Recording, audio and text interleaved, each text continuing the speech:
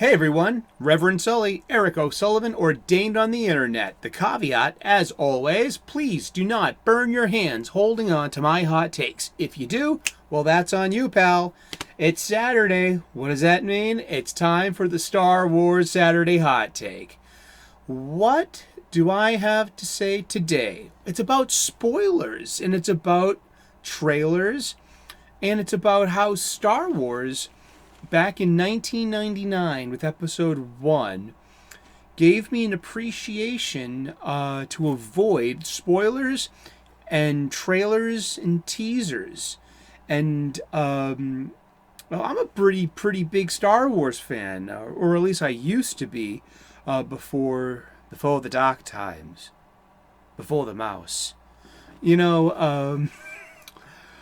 In 1999, episode 1, The Phantom Menace, came out. And before it came out, I was properly spoiled. Yet my girlfriend at the time, who was a huge Star Wars fan as well, wasn't. And I noticed a big difference in our reactions at that movie. Now, even back then, I liked those prequel movies more than most, and it wasn't until one of my adult best friends, Peter Fernandez, clued me into the Mr. Plinkett reviews from Red Letter Media, and where I finally wrapped my head around some of the intrinsic badnesses of the prequels.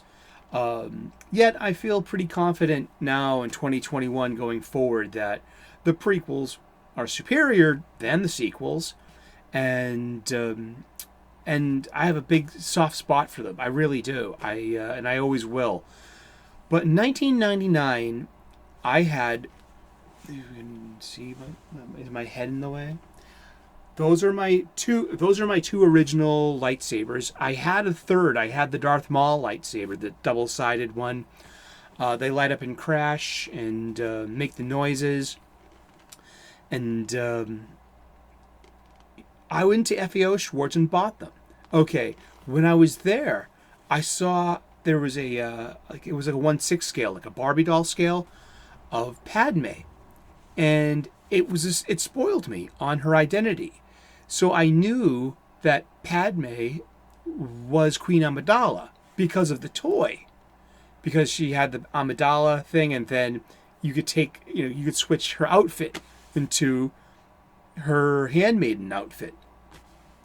And I saw the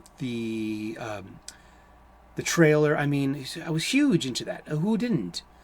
But then I realized something after the movie, that my ex was more surprised at all the plot points than I was, because she was not spoiled.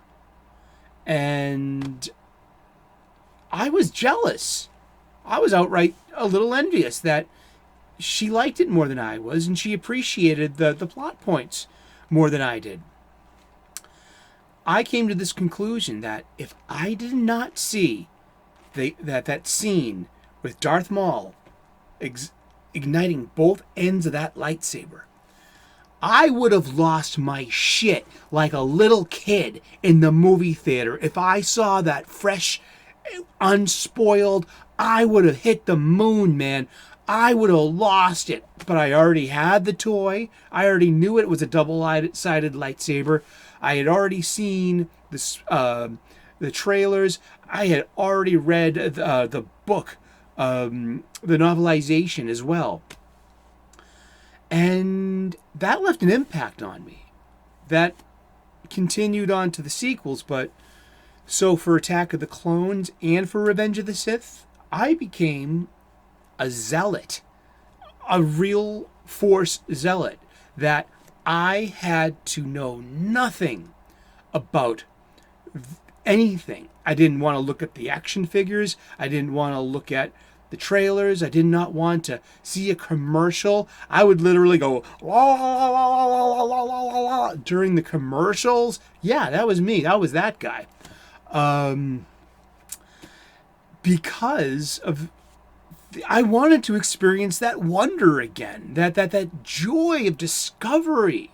So I became anti-spoiler, anti-trailer, and anti-discovery of even of the toys. I mean, I love the toys, seriously, and this carried over to the sequels, starting in 2015, where once again, in my own ways, I did it again, and it was adamant. I was adamant on not seeing anything because my mind would just race, and I got this gift of lateral association. I can figure stuff out pretty quickly. I remember the most spoiled I was for Episode 7, The Force Awakens, was when I went to buy my PlayStation 4 bundle, the Battlefront bundle, and I saw Kylo Ren's doll, and Kylo Ren was the face of the Star Wars brand for the toys, so it was unavoidable being in line, and there were toys everywhere at Best Buy on the way to the registers.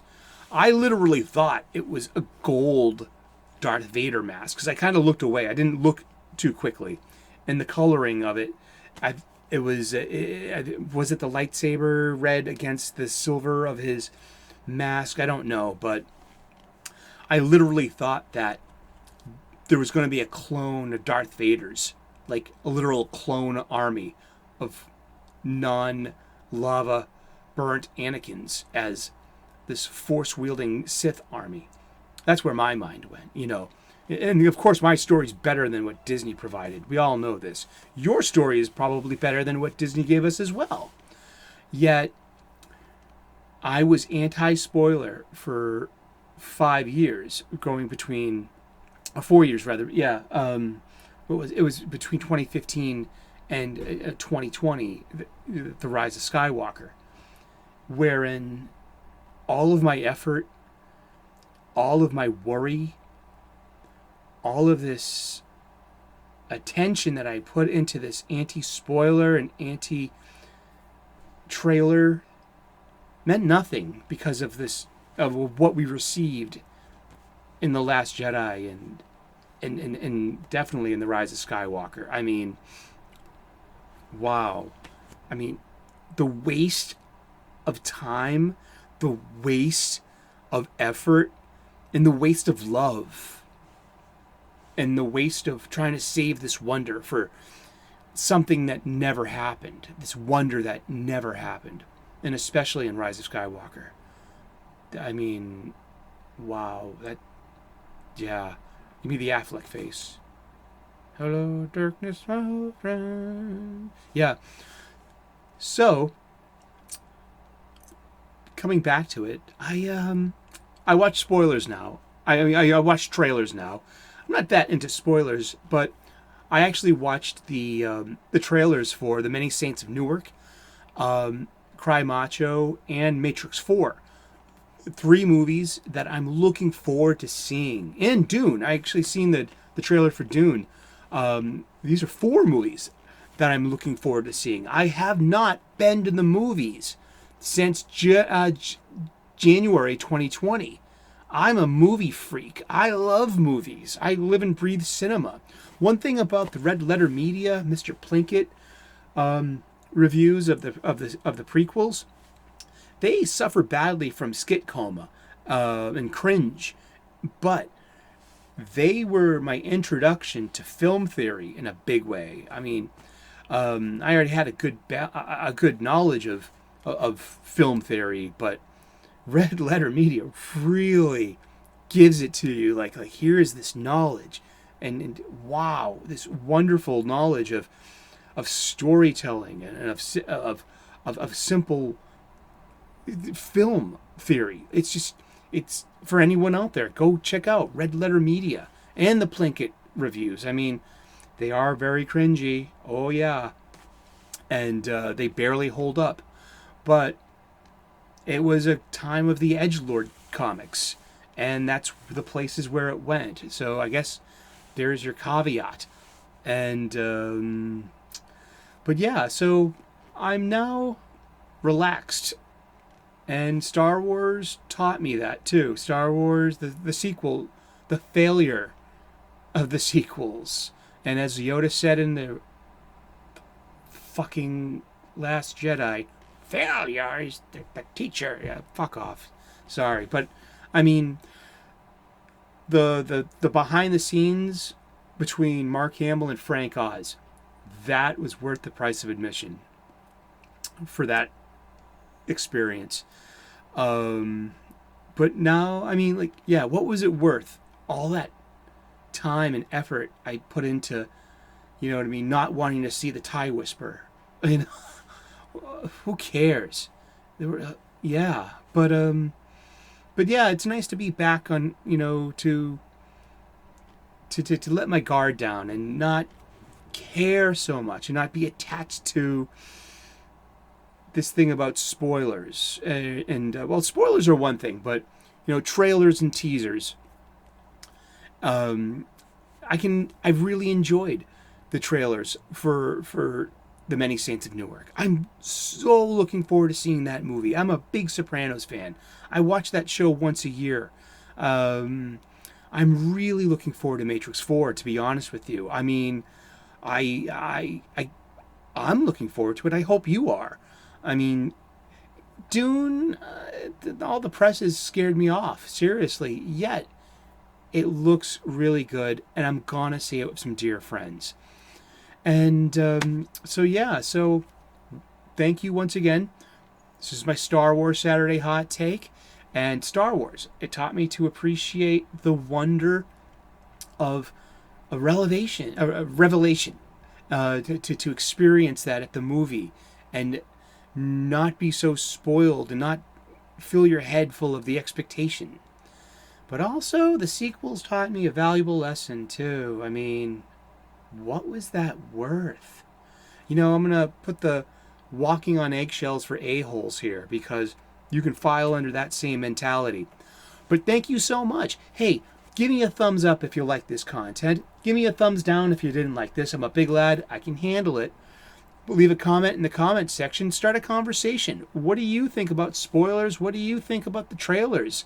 I mean, do they add to your experience? Do you think they give away too much of the story? It was a long time. I thought that. And give me a subscribe if you can, please. I would love to be part of your YouTube experience. I make cooking videos and I also talk about spirituality. It's my Saturday hot take on Star Wars. I love Star Wars so much, I'm going to talk about it once a week. Because YouTube needs another Star Wars channel like Boston needs another Irish bar. You know what I mean? Sláinte. That means cheers. Take care.